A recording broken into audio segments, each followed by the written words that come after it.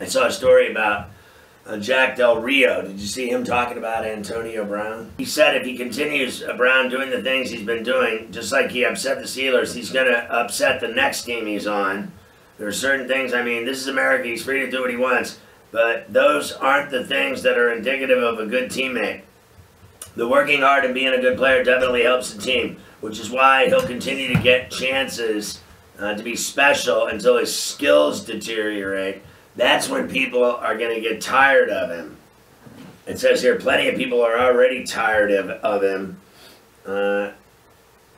You know, it's unbelievable to me. It says here how he's on an unrelenting effort to settle scores even after he won the game. So in other words, he got what he wanted, right?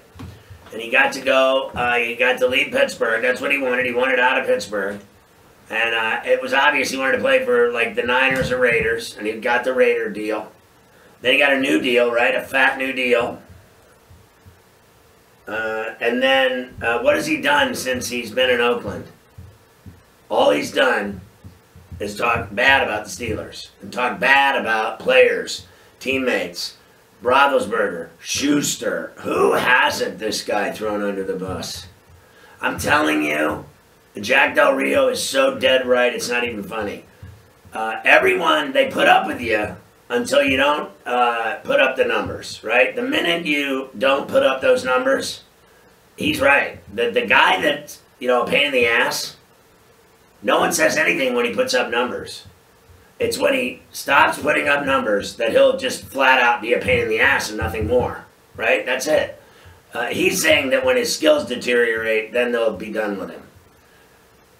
You know, and his act of talking crap about people, which is that's exactly who he is. So just so you know, this isn't some kind of charade. Like, I wonder, you know, Antonio's such a great guy with his whole act. He's always smiling and dancing and happy and having a good time. And that is the biggest crock of shack I've ever seen in my life. This guy's a miserable dude. That's all there is to it, right?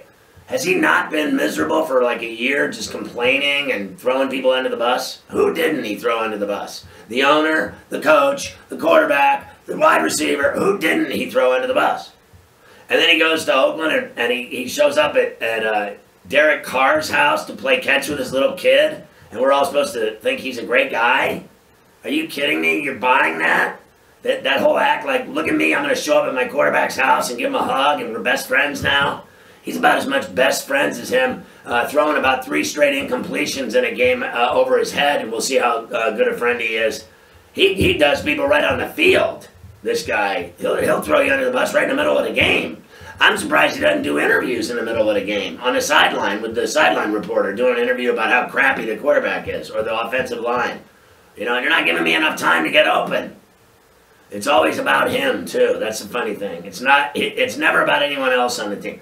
That's what he couldn't handle in Pittsburgh, right?